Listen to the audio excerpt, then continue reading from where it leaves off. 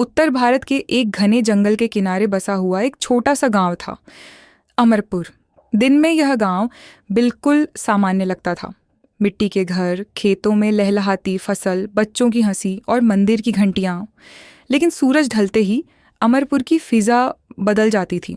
शाम होते ही हर घर के दरवाजे बंद हो जाते, कोई बाहर नहीं निकलता न। और गांव के बीचों बीच खड़ी एक पुरानी हवेली, जिसकी ओर कोई आंख उठाकर भी नहीं देखता। उस हवेली को लोग कहते थे बंद हवेली। कई साल पहले उस हवेली में एक जमींदार रहता था, ठाकुर वीरेंद्र सिंह। धन दौलत की कोई कमी नहीं थी, लेकिन उसका स्वभाव बेहद क्रूर था। उसकी पत्नी राधिका बहुत ही शांत और दयालु थी। गांव वाले उसे देवी मानते थे, लेकिन ठाकुर को शक की बीमारी थी। बिना किसी वजह के वह राधिका पर जुल्म करता। एक काली अमावस्या की रात हवेली से जोर जोर की चीखें आईं। अगली सुबह खबर फैली, राधिका की मौत हो चुकी थी। कहा गया कि उसने आत्महत्या की है। लेकिन गांव वाले जानते थे सच कुछ और था। उस दिन के बाद ठाकुर वीरेंद्र सिंह भी रहस्यमय तरीके से गायब हो गया। हवेली बंद कर दी गई और तभी से अमरपुर में डर ने जन्म लिया। रात के ठीक 12 बजे हवेली से रोशनी दिखने लगी, जबकि वहां सालों से कोई नहीं रहता था। कभी किसी औरत के रोने की आवाज़ आती, कभी जोर से दरवाजे पटकने की। जो भी हवेली के पास से गुजरता उसे लगता जैसे कोई पीछे खड़ा है। गांव के कई जानवर रातों रात मरने लगे।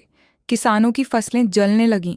लोगों ने मान लिया हवेली में कुछ है जो अभी भी जिंदा नहीं, पर गया भी नहीं। एक दिन शहर से एक युवक अमरपुर आया। उसका नाम था रोहन। वह एक पत्रकार था जो डरावनी जगहों पर रिसर्च करता था।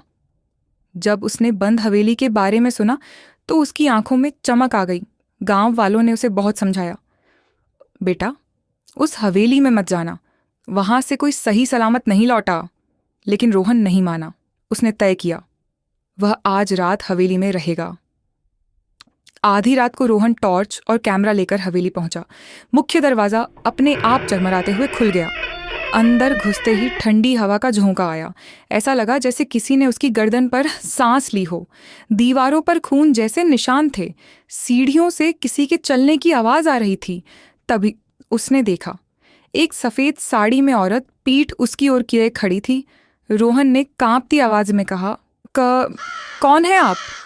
औरत धीरे धीरे मुड़ी। उसका चेहरा जला हुआ था, आंखों से खून बह रहा था। वह बोली, मुझे इंसाफ चाहिए। राधिका की आत्मा ने रोहन को पूरी कहानी दिखाई। कैसे ठाकुर ने शक में उसकी हत्या कर दी थी, कैसे उसकी लाश को हवेली के तहखाने में दफना दिया गया था, और कैसे ठाकुर भी उसी रात पागल होकर हवेली में मर गया था। राधिका की आत्मा बंधी हुई थी, इंसाफ के इंतजार में। रोहन ने वादा किया, मैं तुम्हें न्याय दिलाऊंगा। माहा। अगले दिन रोहन ने प्रशासन को सबूत दिए। तहखाना खोदा गया, सच्चाई सामने आई। राधिका की आत्मा को न्याय मिला। उस रात पहली बार हवेली से रोशनी नहीं आई, कोई आवाज नहीं। हवा शांत थी। रोहन गांव छोड़ने ही वाला था कि किसी ने पीछे से आवाज दी, धन्यवाद। उसने पलटकर देखा। वह सफेद साड़ी वाली औरत मुस्कुरा रही थी और फिर हवा में घुल गई।